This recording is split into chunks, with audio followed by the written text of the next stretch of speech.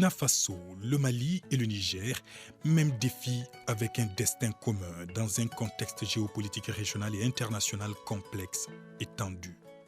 Pour y faire face, les trois pays décident de mutualiser leurs efforts.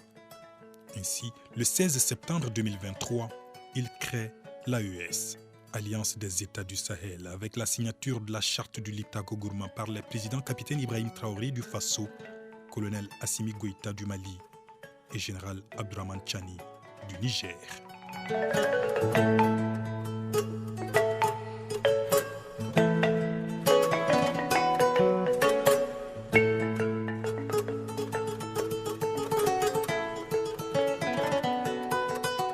Cette nouvelle dynamique stratégique vise à intensifier la lutte contre le terrorisme, notamment dans la zone des trois frontières.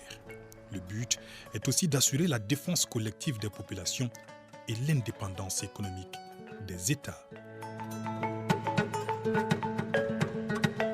L'objectif visé par la charte est d'établir une architecture de défense collective et d'assistance mutuelle aux parties contractantes.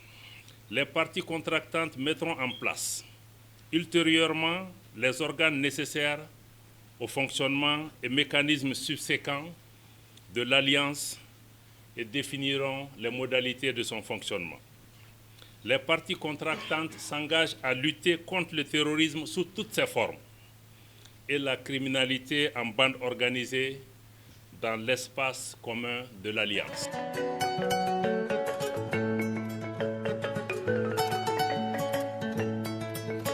Nous partageons les mêmes défis en termes de lutte contre le terrorisme, en termes de développement, et nous partageons les mêmes frontières.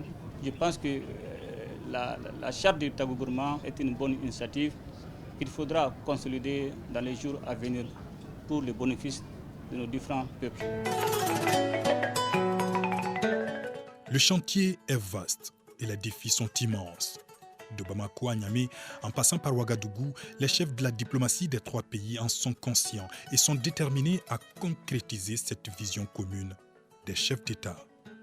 Les enjeux et les défis, ça ne manque pas, parce qu'il faut déjà voir la question même de la souveraineté pleine que nous entendons donner à cette alliance en question, dans ces différents axes et dans les différents secteurs en question. Et au-delà, il y a cette question aussi de financement, parce que nous n'entendons pas justement prendre un COPEC, en tout cas d'un partenaire donné, surtout pas ceux-là qui ne sont pas en phase avec la réalité et le contenu même de cette charte de l'Alliance des États du Sahel.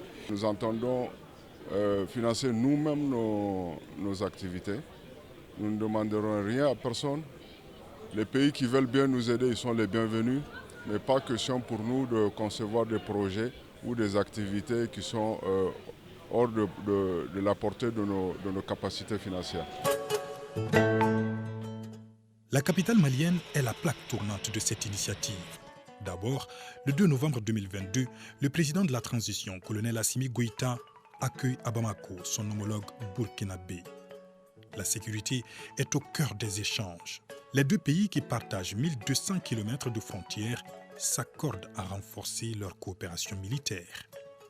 Le plus important pour nous dans la situation actuelle, c'est le défi sécuritaire. Donc avec ce peuple, on est venu échanger comment renforcer nos coopérations militaires et pouvoir mieux mener nos opérations et sécuriser nos populations. Est-ce que vous avez un message particulier à l'endroit des populations maliennes et burkinabées aujourd'hui et du Sahel de façon générale concernant la sécurité? C'est d'être beaucoup plus solidaires, de se donner la main et de rester unis dans cette lutte.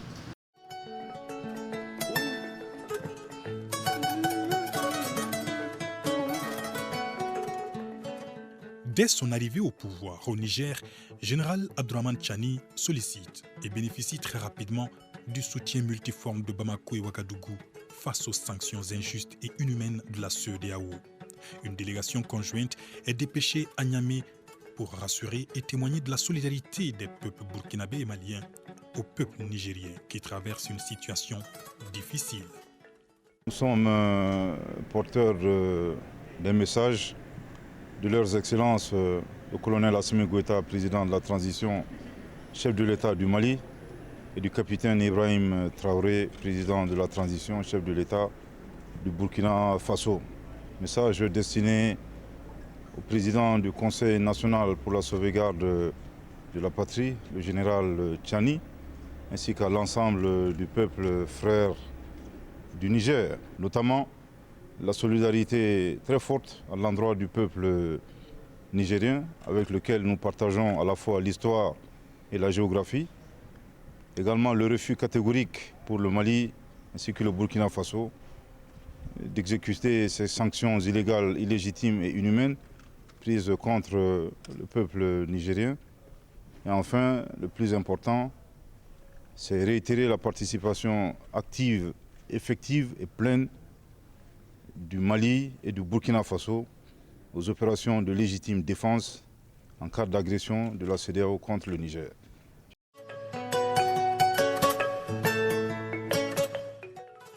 Les trois pays multiplient les échanges pour renforcer leurs relations stratégiques. Le 24 novembre 2023, colonel Assimi Goïta reçoit général Abdourahmane Tchani, président du CNSP, chef de l'État du Niger. Les deux dirigeants parlent coopération sécuritaire et économique, notamment dans le cadre de l'Alliance des États du Sahel. Rien ne les détournera de leur objectif, celui de faire de cette zone du Sahel non pas une zone d'insécurité, mais une zone de prospérité. Et cet objectif, nous l'atteindrons, Inch'Allah, avec le concours du peuple à travers la direction éclairée de certains dirigeants, dont notamment mon frère et ami Assimi Goïta.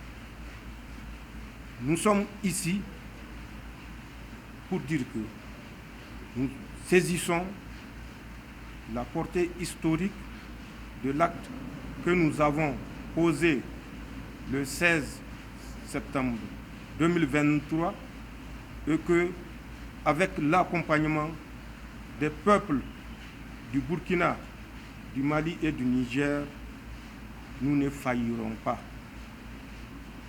Nous ne reculerons devant aucune menace pour que le peuple qui a placé sa confiance en nous portant le soutien dont nous avons besoin, je disais, pour que nous fassions de ce rêve que ce peuple caressait et caresse soit une réalité absolue. Mais nous pouvons assurer que nous ferons tout, je dis bien tout, pour répondre aux attentes des peuples de l'Alliance des États du Sahel. Les choses s'accélèrent. La capitale malienne accueillera par la suite 2 réunions ministérielles. La première rencontre est celle des ministres en charge de l'économie et des finances. Elle recommande notamment la création d'une compagnie aérienne commune aux États de l'AES, la mise en place d'un fonds de stabilisation et d'une banque d'investissement ou encore l'élaboration d'une stratégie commune d'industrialisation des pays membres de l'Alliance. Il sera surtout question d'évaluer les forces, les faiblesses, les opportunités et menaces qui se présentent à l'Alliance des États du Sahel, d'évaluer les potentialités économiques des pays, ressources humaines, minières, hydrauliques, etc. Évaluer le poids de l'Alliance des États du Sahel dans l'Union économique et monétaire ouest-africaine et dans la CEDEAO. Identifier les contraintes et difficultés économiques majeures auxquelles sont confrontés les pays de l'AES. D'analyser les problèmes de financement des économies des pays de l'AES et identifier les solutions spécifiques et endogènes. D'identifier et analyser les solutions aux entraves à la libre circulation et à la sécurisation des personnes et des biens à l'intérieur, tout en assurant un meilleur contrôle aux frontières extérieures de l'Alliance des États du Sahel. De définir des stratégies pour sécuriser l'approvisionnement des pays de l'Alliance des États du Sahel en produits importés tout en minimisant les coûts. De définir une stratégie de création des unités industrielles et d'élaborer enfin une feuille de route pour la réalisation des actions majeures retenue. Nous sommes 3 États, chaque État a peut-être ses réalités, mais nous avons beaucoup de choses en commun. Et il est important que dans nos réflexions, nous puissions penser AES et non penser Mali, penser Burkina ou penser Niger. 63 ans après leur accession à la souveraineté internationale, nos pays sont toujours à la recherche d'une véritable indépendance. Dans ce contexte, en tant que leader, le choix qui se présente à nous est très clair. Engager des actions vigoureuses tendant à briser les chaînes de la dépendance ou périr. Nous sommes convaincus que la création de l'AES nous permettra d'atteindre cet objectif de souveraineté. La mise en œuvre de la vision commune des chefs d'État de l'AES s'est poursuivie par la réunion à Bamako des chefs de la diplomatie du Burkina Faso, du Mali et du Niger. Une déclaration finale a sanctionné la rencontre, avec notamment la recommandation relative à la création d'une confédération des 3 pays. Il vous souviendra qu'en septembre de cette même année, nous avons pu mettre en place l'alliance en question sur très haute instruction de nos chefs d'État. Et depuis, le point central qui était justement à l'ordre du jour dans la charte en question, c'était les questions de défense et de sécurité. Alors on s'est dit qu'il était de bon ton que nous puissions justement adopter un protocole du moins additionnel, intégrant des aspects majeurs et importants tels que les questions politiques et diplomatiques et les questions liées au développement économique. Parce qu'il est bien évident que cette crise que nous traversons, qui est une crise sécuritaire, prendra fin. Et à l'issue de la fin de cette crise-là, il faut bien que l'Alliance continue de fonctionner et que toutes les dispositions et même les retombées qui vont en sortir puissent justement en bénéficier à nos populations respectives. Alors pourquoi nous avons jugé bon de nous retrouver aujourd'hui pour mettre en place les différents organes de cette alliance-là et au-delà, adopter ce protocole additionnel-là qui puisse vraiment bien camper et aussi être impactant à nos populations à la base. Il y a eu la réunion des experts qui a examiné l'avant-projet qu'elle nous a soumis, auquel nous avons apporté des amendements pour arriver à un document consolidé qui est le projet que nous allons soumettre au chef d'État. Ce projet est essentiellement articulé sur l'architecture, sur l'organigramme, l'organisation de l'AES, comment elle doit être articulée. Nous avons suivi les recommandations de nos chefs d'État. Nous avons privilégié une architecture légère, innovatrice, fonctionnelle, qui nous permettra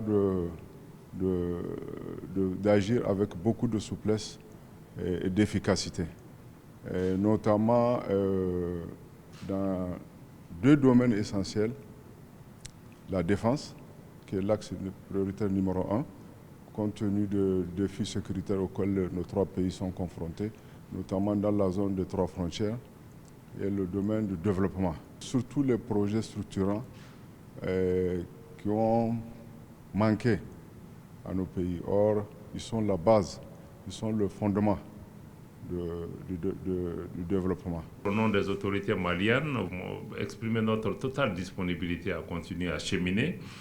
Et naturellement, cette rencontre de Bamako n'est qu'une première étape. Le plus important pour nous, c'est de pouvoir continuer à travailler pour matérialiser et faire mentir tous les pronostics et montrer que l'AES est une entité et une structure qui est différente de celles qui ont existé avant nous.